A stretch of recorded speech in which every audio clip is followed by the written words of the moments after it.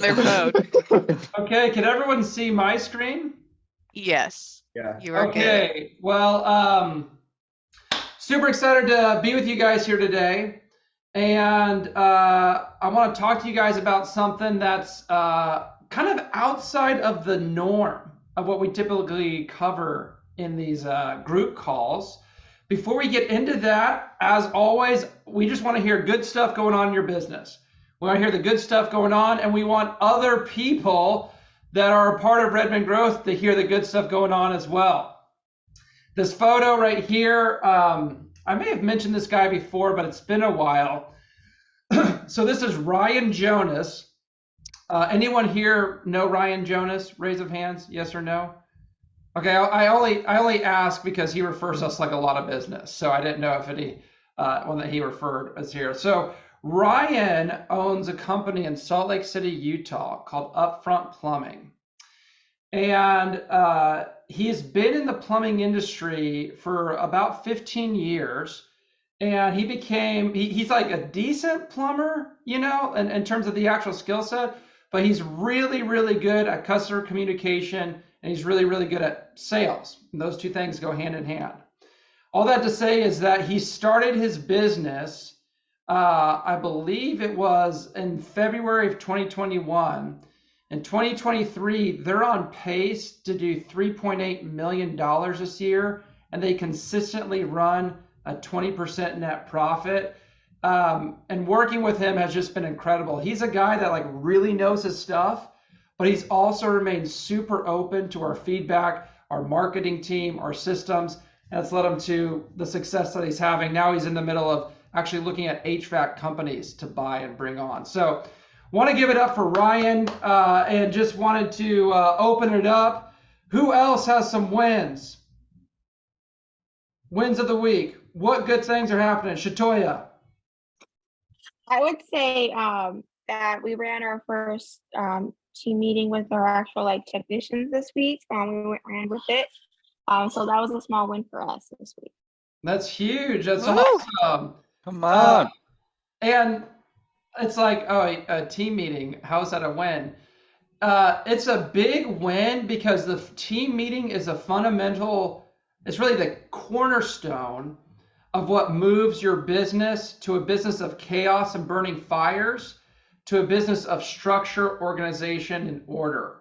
Why? Because we can review KPIs. We can get everyone on the same page. The left hand knows what the right hand is doing. We can get updates on projects. We can do training. We can do mentoring of our team. We can address issues if they need to be addressed. So that's actually a huge win. That's the start of organization and structure in a business. Thank you for sharing, Shatoya. Anything else? Anyone else? Robert, I wanna brag about Surface Renew. So last week we did a text blast of only about 150 phone numbers or so, just reminding. Well, Surface Renew's one of their services is natural stone polishing, so countertops, marble, and flooring, and so forth. And just reminded them, just texted their database, hey, your annual maintenance is due. And within 24 hours, they're able to book $10,000 worth of work. Just from wow, that is incredible. So free marketing, and he didn't even blast out. I know that they have thousands of people in their customer base because they work with a tons of people. They have multi-location. They sent a text message out to, you said 150 or 200? You know what? I'm gonna go with play it safe. We'll say 200. 200 people, 24 hours later, from a text blast, which is something that Rudy helped them do. It's something that we can help you guys do. They were able to book $10,000 worth of work. What made that happen? They just did it. They had a decent offer. They sent it to the right audience. Boom. They were able to get $10,000 more dollars in that week in 24 hours. That's awesome. Anyone else before we move on here? Gabe, I saw you just unmute. Yeah. Share it, buddy. Nicole told me to share this. For the past 2 weeks, I haven't gone to one estimate. So we finally got a system in place where our guys are able to go out and do estimates. And that is incredible. And I got my Saturdays back, which is yeah, let's go. Wow. Now No I get the estimate. win. He got his Saturdays back. And is your business suffering as a result of you not doing estimates? No, because we did what Shatoya did today. We practiced and we trained our guys so they go out equipped in the field. Wins on wins on wins.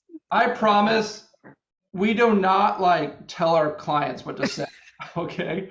Like these are actual little Nicole stuff. might. Yeah, I didn't know if I think Nicole would just wanted him to share, but I didn't know what his response was going to be when I asked him if quality had gone down. I hadn't talked about that with Nicole. I hadn't talked about it with Gabe. So that's super great to share. Appreciate the wins. In the future, just feel free to share those, guys.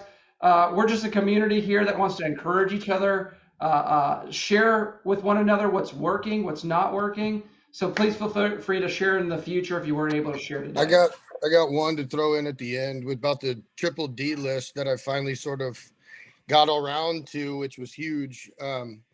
Started digging in, found I had like 4 different companies I was paying for SEO that were sort of on top of each other, and just multiple recurring $150, $200 things here that I didn't need. And over the course of the last month and a half, I've basically found about $48,000 a year that I could pull from my budget.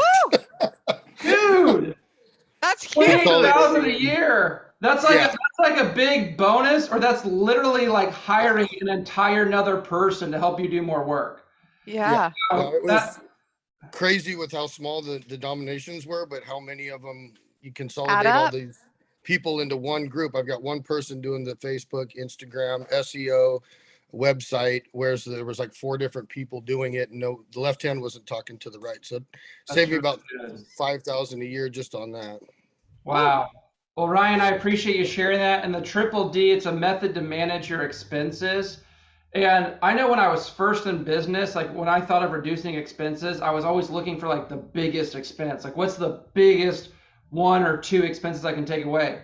But what really adds to those $48,000 of annual savings that goes straight to a bottom line is looking at the little things. And that's why the triple D is important. It's not just delete. That's one of the points of triple D is, hey, removing expenses. It's saying, hey, can we delay anything? Can we pay for it later? Can we like cross pay? Can we dilute expenses by combining a service into one?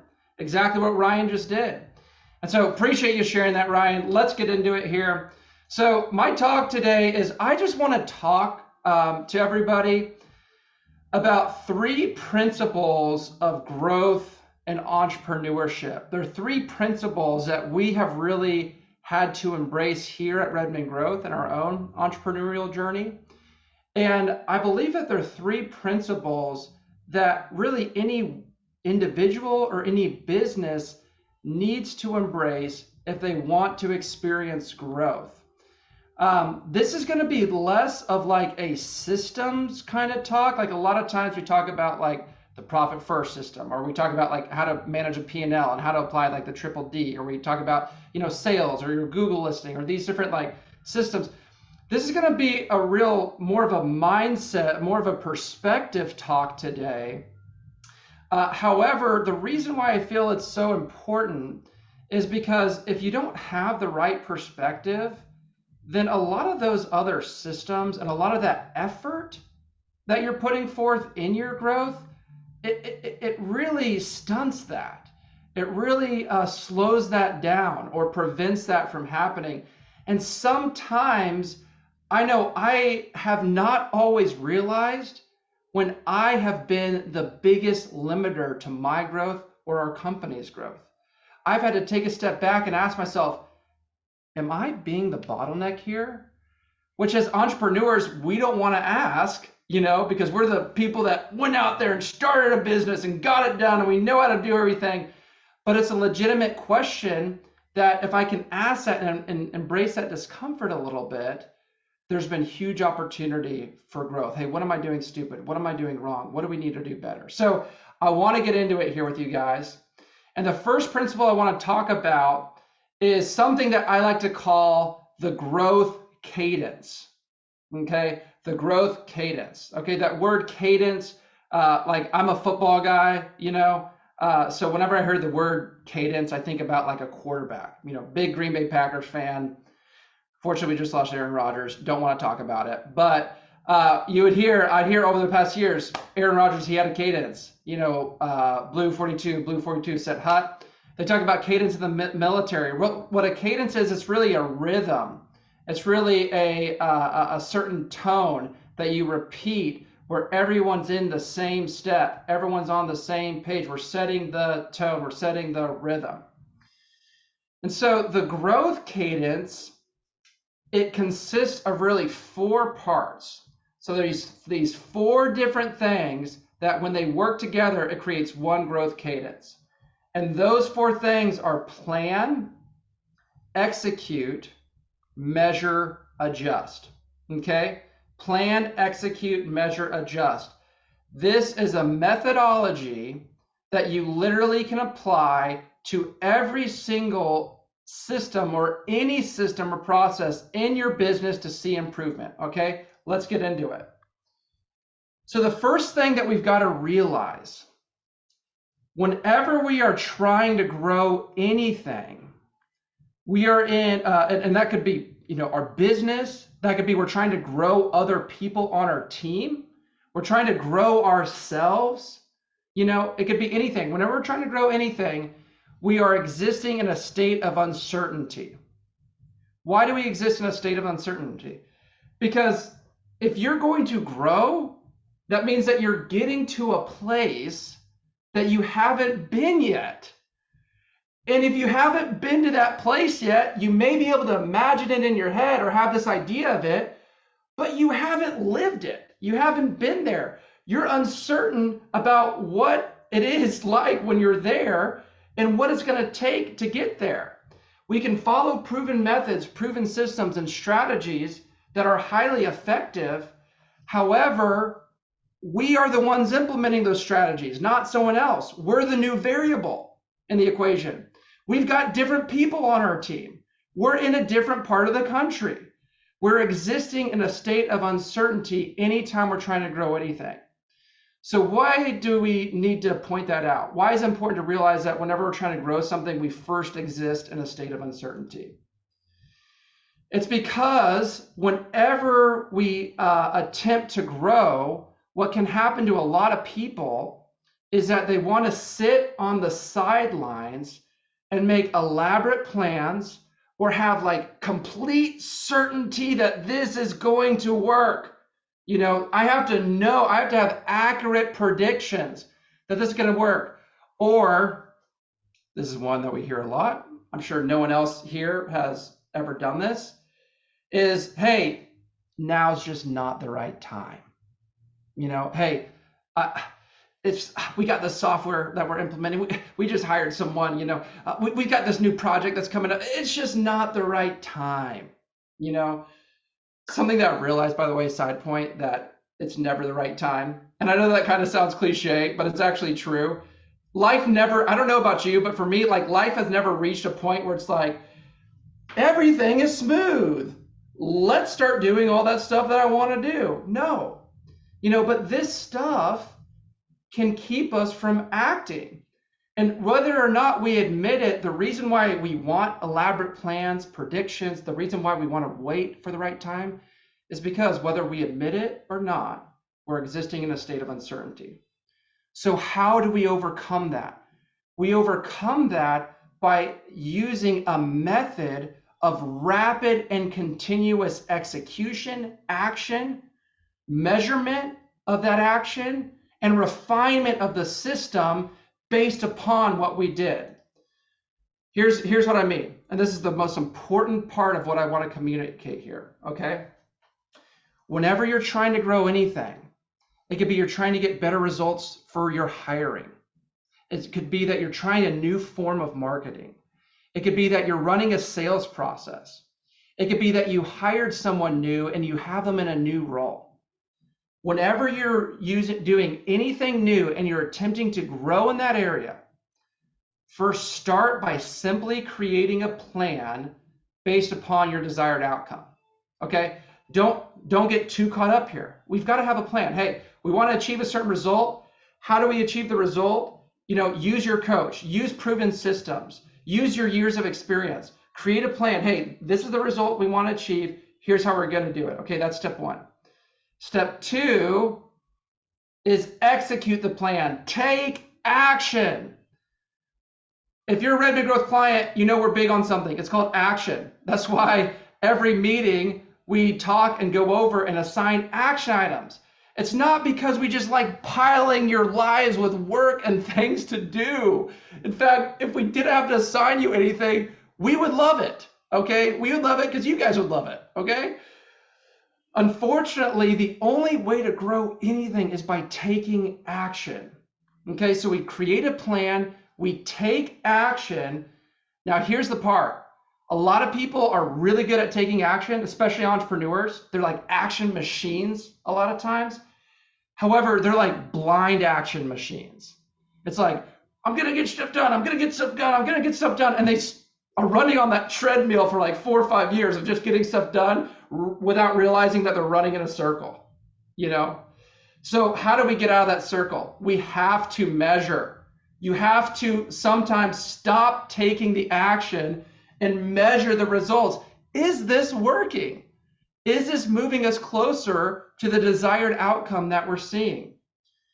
And then after you take measurement, and we have all different ways of doing that, guys. We have all different kinds of KPIs that we can track, all different forms of tracking that we want to help you do, okay? And this is why we're so big on it. I hope you're starting to see how the Redmond Growth System works. It's really based upon these principles. We're taking action, we got to measure, you know, and then why do we measure? We can't just measure and say, all right, we closed 3 out of 10 this week. Nice. All right, see you guys next week. No, what we want to do is after we measure, we want to use that measurement to make adjustments. Hey, based upon how this worked, what adjustments do we need to make in our business in order to see this through, in order to change this, in order to improve this, in order to make this better, in order to get better results? And then after you make those adjustments, you run the whole system over again. You make the adjustments makes a new plan, you execute that plan, you measure again, you make adjustments, you make a new plan, you execute that plan, you measure again, you make adjustments, and it keeps on going and going. And I don't believe in overnight success stories. Okay, I think that's a myth. I think that's a lie that marketers sell, that people lose their money on from a scam. However, this is the method that will always work as long as you stick with it. And it's going to be tough. We're going to talk about that. But as long as you stick with it, you will see growth in any area of your life. It requires, though, you remaining with that intention of sticking with it. So this is the growth cadence. And I want to actually give a quote. These principles come from a guy named Eric Ries. Eric Ries was the entrepreneur in residence at Stanford Business School, which I heard is a decent business school for a while. And then he went on to start multiple software startups, really successful guy. He says that this is one of the most important lessons of the scientific method. If you cannot fail, you cannot learn. He wrote this book, The Lean Startup, which I highly recommend. This is where a lot of the stuff I'm talking about comes from. But he says, if you cannot fail, you cannot learn. I'm going to be talking about the importance of failure and how uncomfortable that is and the importance of embracing that here in a moment. But that's the principle. We want to have a method where we're actually able to see where are we failing and not react to it, not get mad, not expect that the first attempt we're going to have like all the results that we want. It's like, we launched ads this week, you know, why aren't I having all the leads? Well, it's because we got to apply this method. There's new variables. We got a new offer. This is a different business. It's a different geography. We have different ad spend. We have different copy. You know, if you cannot fail, you cannot learn. So the next principle, and real quick, I don't know what happened, but I literally just realized a slide that I had here is not showing up. And I just want to real quickly tell with the kind of growth cadence, the story, a real quick story. Redmond Growth, when we sat out in business, this may come up with a surprise, and I don't want to hurt anyone's feelings, but whenever my dad started working with each other back in 2016, we didn't have like this original intention to be like, let's build a consulting business for contractors. we knew that we wanted to scale a consulting business that offered marketing systems and coaching to small businesses. And then what my job was, when it was just the two of us in the beginning, was I started calling every type of industry that you can imagine. You know, I'd call doctors, I'd call lawyers, I'd call IT people, I'd call dentists, I'd call HR companies, I'd call every type of company you can imagine. And then I started calling construction companies, contractors, and the trades. And what we began to find really quickly is that not only were we the most effective with working with those people, but personally, we enjoyed working with those people the most and found the biggest results.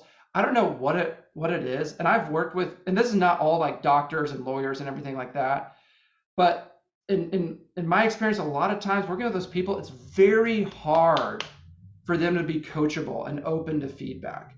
And the result is they remain stagnant. And so what we would do is we'd call these lists of people. I would meet with him on Saturdays. Okay, we'd go to breakfast, we'd go in the office, and we'd literally listen to my recorded calls. We'd pull up our sales system. We'd be editing the script. We'd be applying this process. During Monday through Friday, we'd take action. On Saturdays, we would measure the results, and then we'd make adjustments, and then we'd follow it again. And following this method over and over and over, at that time, my dad had 15 clients, and all of them were from just people that he knew, like from his years in business. We didn't have any, we only had 15. Today, we work with 10 times more than that. We're working consistently with between 130 to 150 businesses every month. How did we get there? You know, we actually have one of the bigger consulting agencies for contractors in the entire United States. How did we get there? It was because we just continued to follow this method. Okay, I want to be conscious of time here. The next thing I want to talk about is this: follow the fruit. Okay, this is principle number 2. Principle number 1 is a growth cadence. If you're taking notes, that's plan, execute, measure, adjust. Point number 2, principle is follow the fruit. I remember I graduated from Oral Roberts University in 2013. I had 2 different majors. Both of them were in theology and another form of theology called Christian philosophy. And I really wanted to go to a seminary at the time. I had, so these big audacious goals. I remember my senior year, I was like, if I go to seminary, there's kind of like a limited career path there. I can pretty much only become a pastor. And I don't want to live dependent upon other people's donations my entire life, especially at the ripe old age of 21. And so I decided not to go to seminary. And I remember at my graduation party, I was talking to a mentor of mine named Roger Brune. I said, Roger, I just graduated from college. I have no plan.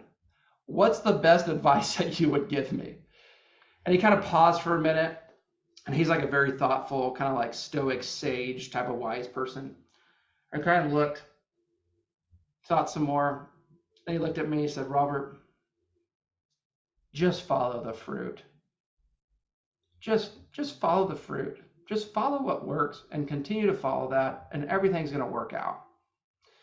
And that bit of advice has never left me. And in the moment, I didn't really understand it. But today I look back and how much I followed that principle, how much we follow that principle, and how true that is whenever we're trying to grow anything.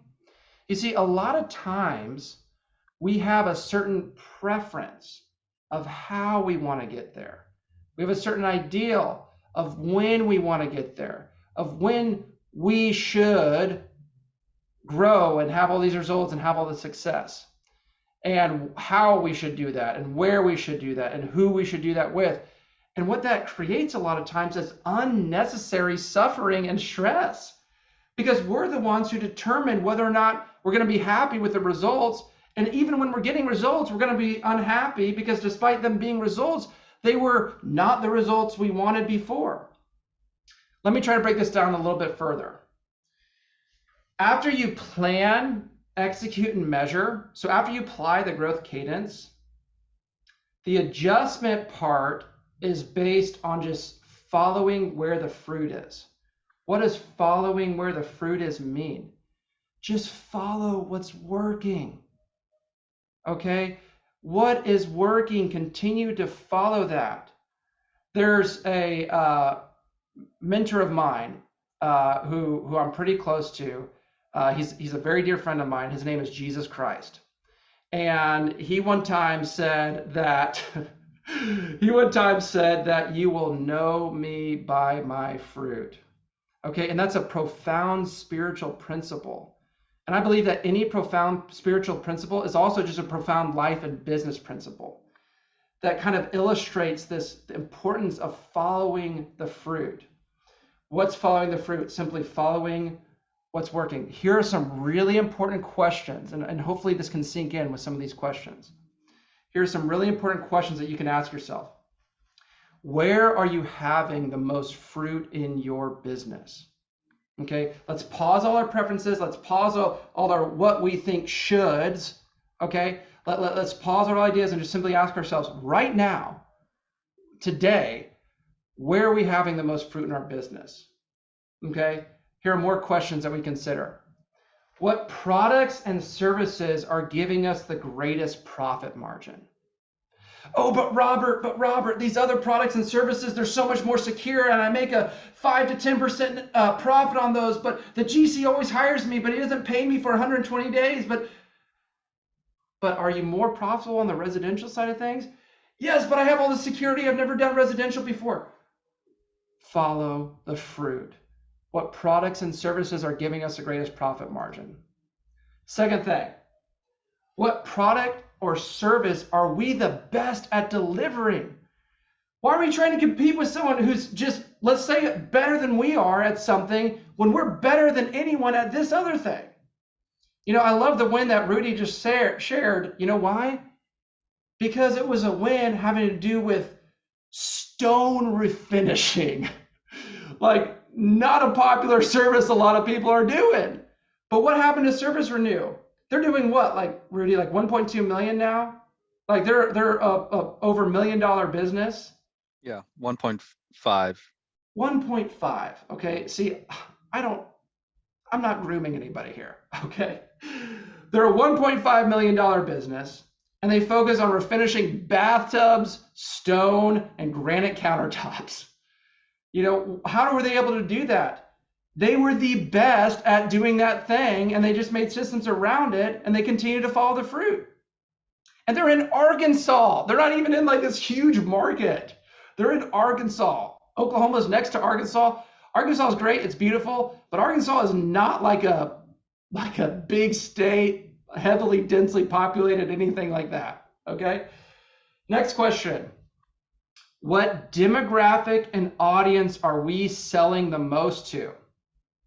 Okay, if we look back, who do we have the most success with? What audience are we selling the most to? What are the descriptions of the kind of people, the neighborhoods, the careers that they have, the kind of income level? Are they family? Are they single? You know, what are the demographics and audience that we're selling the most to? Redmond Growth found that contractors was it. So what did we do? We kept on following that fruit. Next question, when hiring, what kind of people are most effective in our business? Okay. The reason why I wanted to give you these different questions, and these aren't like, you can write these questions down, they're great to write down, but these questions aren't like exhaustive, like these are the questions that, you know, will allow you to follow the fruit. These questions are just really illustrative to the principle of what following the fruit means. By committing to follow the fruit, you should be asking yourself these questions. I want to move on here real quick, but I have a real quick story. It's one of my favorite stories. It's called the Better Plumber story.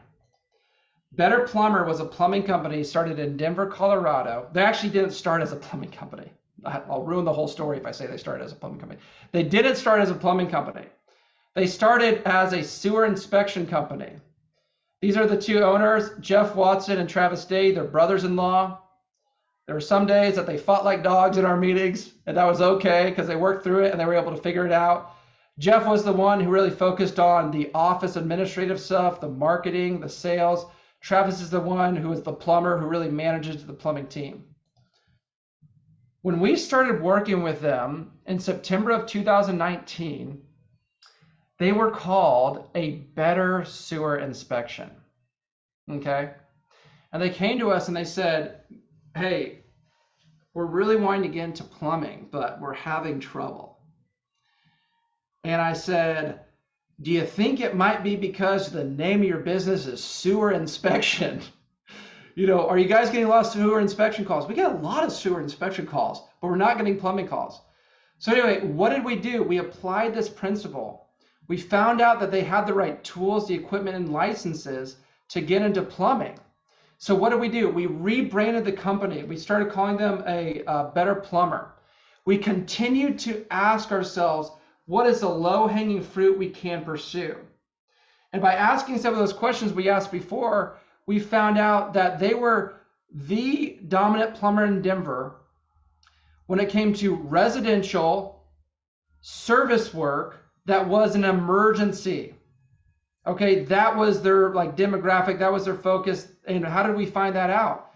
We transitioned from a better sewer inspection to a better plumber. We kept on following this fruit principle and found that that's where we had the most success. Was whenever we worked with residential plumbers, they didn't get into construction. They had tons of construction and commercial opportunities, residential new construction. They didn't entertain any of that. They would get calls sometimes that weren't really an emergency for plumbing. And they might do those occasionally, but they would reschedule the emergency ones over those, okay? They got really focused and really found where their fruit was. And then Jeff Watson, I worked with him closely because we were helping him with a lot of marketing. Any principle that I shared with him, Jeff did it to the extreme, okay? When I started working with them, I think they had a decent amount of reviews. I think they had 100 reviews. At the end of last year, I believe they had 2,500 reviews. So in a 3-year period, they went from 100 to 2,500 Google reviews. Why? Because Jeff was committed to following the fruit. Local services is another example. I would tell them this annoying thing that we tell all you guys, hey, when you're running local services, you got to update the lead profiles, okay? You got to answer the phone calls. But this dude took it and ran with it. And he started with just how we all start. He started with 2 calls. The first week he was on local services. The next week he got 3 calls. The next week he got 7. The next week he got 4. And then the next week he got 6. And then it was 10. And then it was 12. He got to a point where he was literally getting hundreds of calls every week just from local services because he saw what worked. And he didn't try to come up with a new marketing strategy. He didn't try to I don't want to do this. I got to figure out an easier way. He just continued to follow the fruit and did it with excellence and whatever worked. Just this year, they sold their business and they weren't allowed to tell me the exact price of what they sold it for. However, they were talking to me about prices that were being offered. They grew from 5 trucks to 20 trucks. And the last conversation, he actually was in Tulsa. We had lunch with him a few months back. The last conversation that he had with me was that he was being offered $30 million for his business. And he didn't have any debt. I think he had some debt on the trucks, leasing trucks, but he didn't have any major loans or anything like that. How did he do that? He continued to follow the fruit in every area of his life and business and committed to it. And now this is him and his fiance. I don't know if they're married yet. This is fiance. Where are they at? This is the land he just bought in Costa Rica. Okay, so he paid off his house in Colorado. He's debt-free. Paid off his house in Colorado. Bought land with cash in Costa Rica. Found this Costa Rican gal that he's getting married to. And this is the custom home he's building on his land. So how did he get there? Even I asked myself, that's impressive. I'm not buying land in Costa Rica right now. Jeff was so good at following this principle of following the fruit. He just committed to what works. He stuck with it and did it time and time again. He didn't complain. He received feedback. He just kept with it time and time again, and he experienced the rewards. last kind of point here, and I want to cover this quickly because we're almost at the 40-minute mark, and I want to give time for breakout rooms. Last question here is embrace the discomfort. Embrace discomfort. I want everyone to just take a moment to think about discomfort. Think about the last time in the past week that you were uncomfortable in some way. Maybe you were angry, maybe that you couldn't fall asleep one night, maybe that you were really stressed, maybe you were overwhelmed, maybe you got into conflict with someone. Think about the last time you experienced discomfort. Now think about embracing that instead of resisting it. Now think about embracing it. There's another friend of mine, and this is one of my dad's best friends, but he's actually become one of my friends. Him and I talk on our own. His name is Mike Rovner. He owns Mike Rovner Construction. They have locations in California, in Southern California, and in Dallas. Actually, we just started working with his Dallas location, but my dad has been coaching him for 13 years. They're very close friends. He went from having a drywall company to owning a $120 million renovation business for apartment units in Southern California. And I was on the phone with him just 3 weeks ago, and something that he told me, it's just profound. He said, successful people, okay, hear this. Successful people who are well-to-do, they're uncomfortable with being uncomfortable. They don't like discomfort. They're uncomfortable with being uncomfortable. And then he said, but super successful people have a higher tolerance of pain.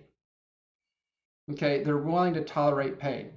And I believe that pain toleration is not something that we're just necessarily born with. It's something that we develop. It's something that we commit to. It's something that we embrace. So let's go a little bit into this further. It's natural to run from pain. Okay, we're wired that way. You see any animal in the wild that's wired that way. It's natural to run from pain. And that's fine to do if you are comfortable with staying where you're at. Okay? And this isn't like if you're uncomfortable with staying where you're at, loser. Like, that's not what I'm saying. Like, literally, if you're comfortable with staying at where you're at, if you don't want to grow anymore, run from pain.